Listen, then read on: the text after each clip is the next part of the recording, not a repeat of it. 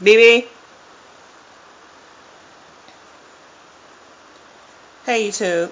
So, um, today I wanted to come to you guys, in reflection of this year and where it has brought me.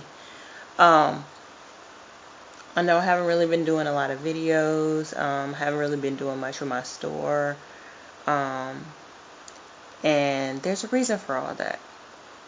Been going through a lot of things, a lot of changes, and I just wanted to put this video out there for those people that are going through things themselves, and they kind of, sometimes you feel like um, you've hit the bottom. You've hit the bottom, or everything is going wrong, and you sometimes can't see the light at the end of the tunnel. Um, or you get to this point where you're saying, well, what else could possibly go wrong? Everything else has just like did its downturn. But I just want to tell you guys this. It's not even a story. It's just a year of my life. I wanted to share this with you guys to let you know that no matter how hard you stumble and how low you fall, um, there is always a light at the end of the tunnel, and there is always a way to pick yourself up, dust yourself off, and keep going forward.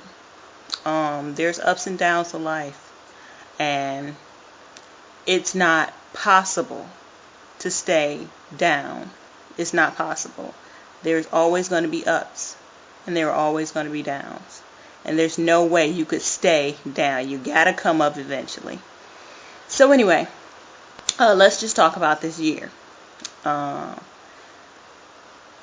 this year started out it started out interesting. I had a really great New Year's, wonderful New Year's. I ended up having major surgery in February, but it was a surgery that was welcome, so I had that. I healed great. I was really happy with the results. I was blessed, pretty much blessed to find a really good surgeon and everything. And, I'm still happy with the results.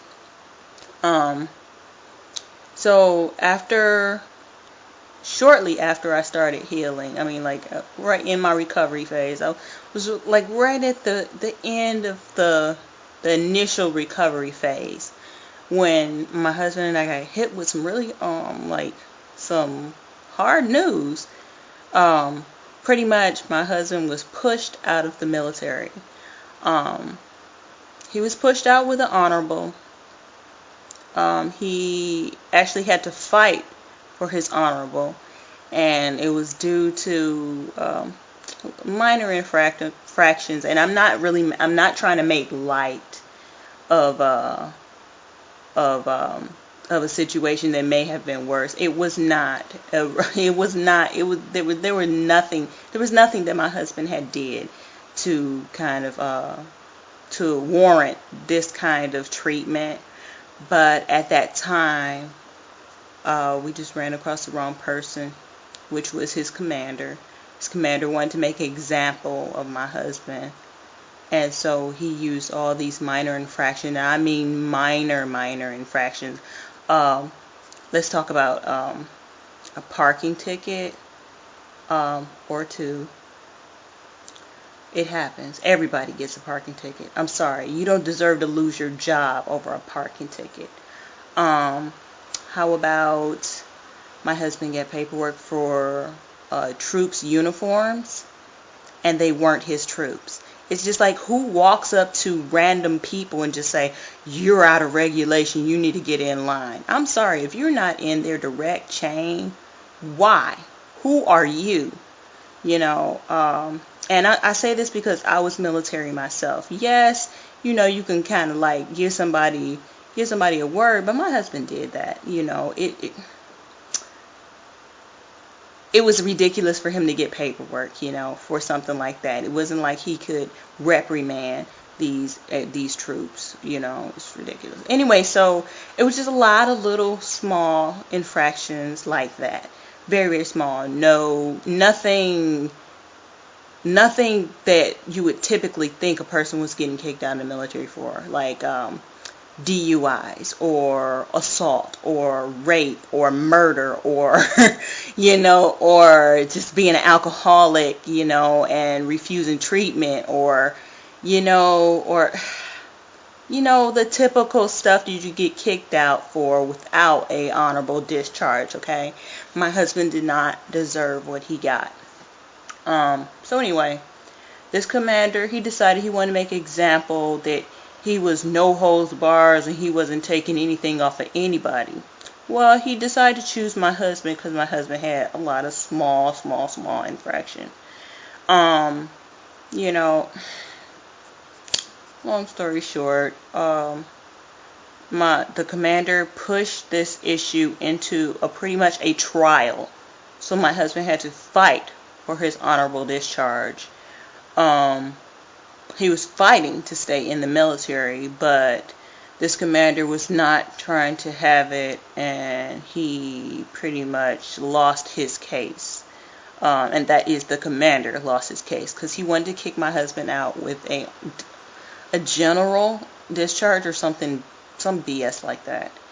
But it turns out there was no infractions that merited a general discharge. So he was forced to give my husband a honorable discharge.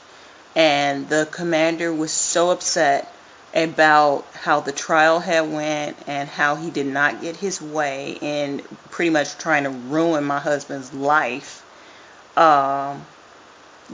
decided he wanted us off base in 4 days, and that was over the weekend. So we lived on base. We got this news on a Friday, right after the trial. Because initially we didn't even know this was going to go to trial. We thought that after my husband had got his little paperwork for whatever infraction it was, that we were just going to, continue on. And all of a sudden it's this huge trial and all this BS. And so anyway, so we're going through this. And we get the news on a Friday, and then we get the news the same day, an hour later, that we had to be off the base by Monday at 4 o'clock. Nobody had even packed our house. So, the movers came Monday at 2 p.m. We had to be off base at 4. We didn't even get to watch them pack our house. Not only that, but we had absolutely nowhere to go. Nowhere to go. Very little money. Couldn't afford to stay in a hotel. I mean, we were about to embark. We didn't even know where we were going to embark to go back home. I mean, like, I could have drove from Wyoming to Michigan, which is like an 18-hour drive. That's my home of record. And my husband, he was planning on driving to Texas.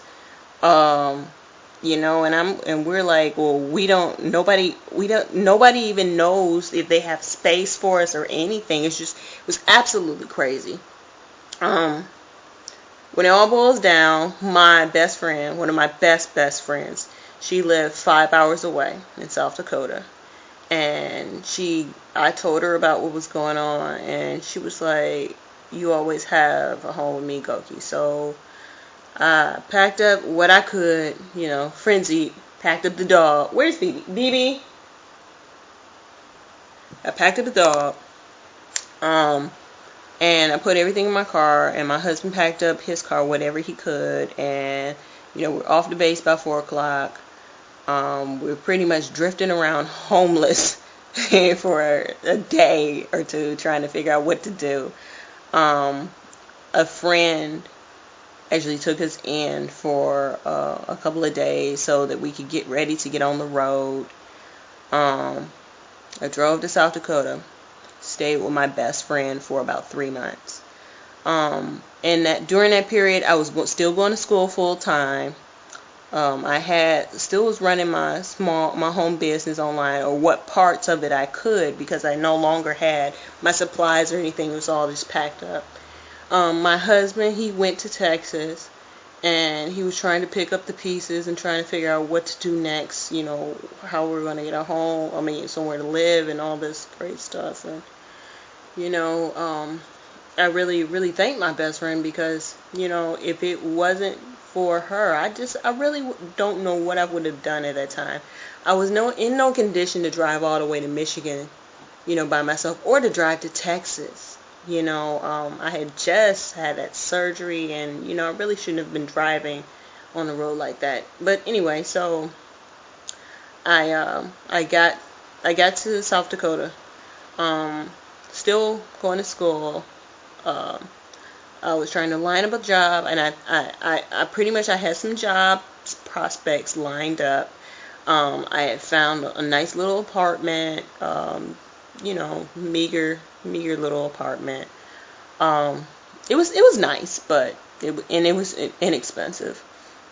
Still had my vehicle. Things were looking up, and so I was trying to talk my husband into going to South Dakota.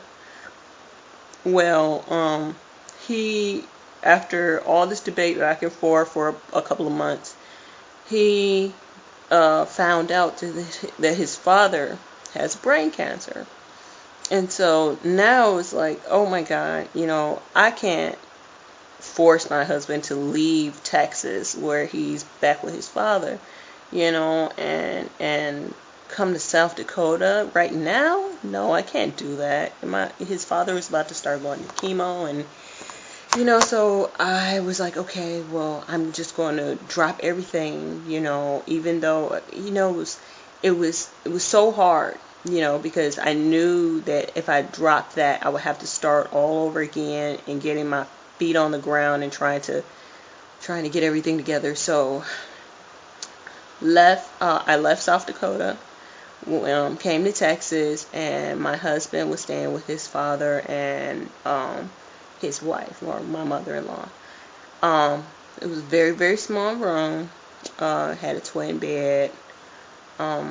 Yeah, and all of the things that we had in our home had been delivered to his father's house. Some of the things were in the garage, like the bed, and kind of like major things that, I don't know, just somehow it worked out that way. Major things that, like, you really don't want to lose, they were in the garage.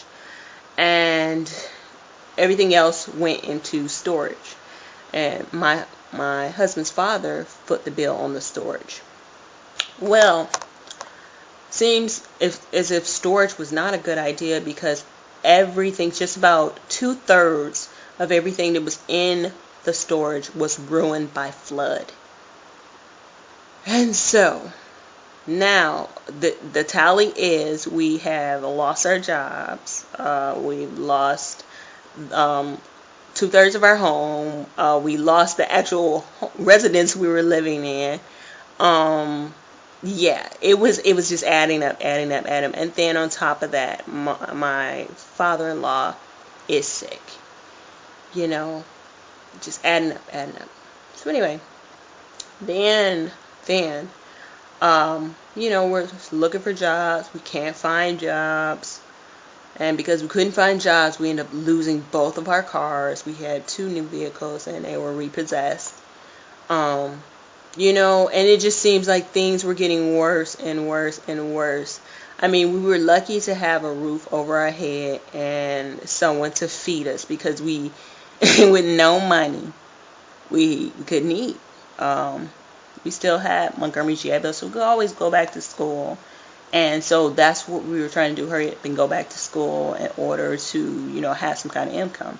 Because with Montgomery GI Bill, you actually do have an income, but we were waiting for the spring session to come back in order to start school. So things were it just seemed like one thing after another. But I always kept my eyes on the light at the end of the tunnel, because things could have been a lot worse. What if we didn't have our Montgomery GI Bill to help us to you know, even though I have my bachelor's degree, I still have 2 years of benefits.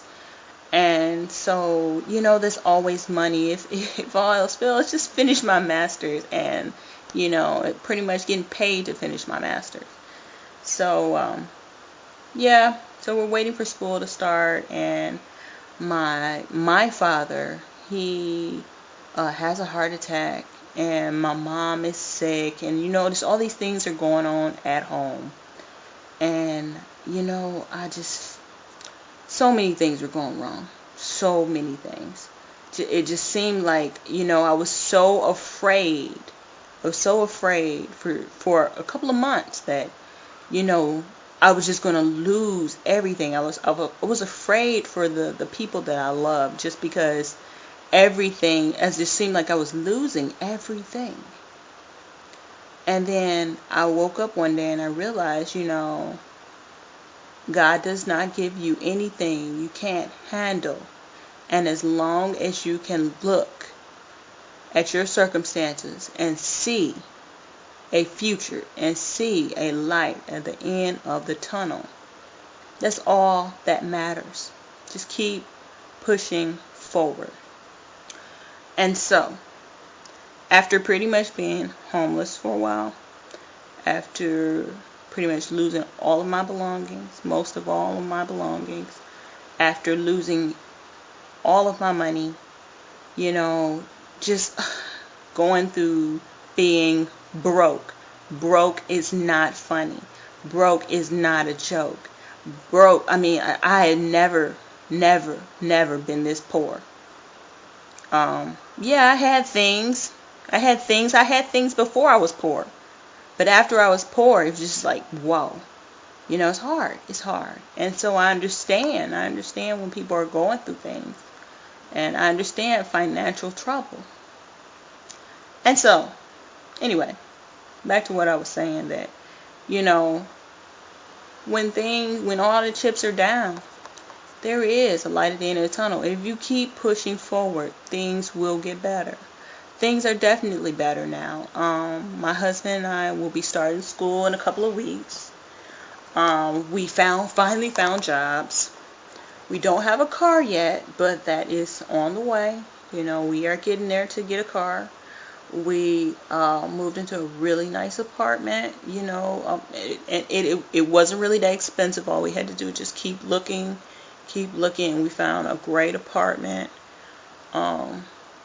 You know, my online business is still there. You know, I haven't had the time to put the energy that I used to put into it, but now that we've moved into our apartment, we're starting to unpack what things that we do have. You know, I see the light. I am at the light, you know, and things are starting to get better, you know. And that was over the course of a year. This whole year has been all this turmoil and all this craziness and all this perseverance. And so, if you could just hold on and believe, things will get better. So this I just wanted to put this out there for, you know, other people that are going through financial hardships and you know, family hardships and losing things and losing people and losing, you know, losing your mind, losing your life, you know. Don't give up. God does not give you anything you cannot handle. And so, that is it. I just wanted to put my 2 cents out there, you know, let you guys know what happened to me, and maybe somebody needs to hear this story, you know. Yeah. So, keep pushing forward. I will see you guys next year. My store will be bigger and better, I promise. There will be more wonderful videos about hair and everything, and you know, it's just, the sky's the limit. See you guys later. Bye.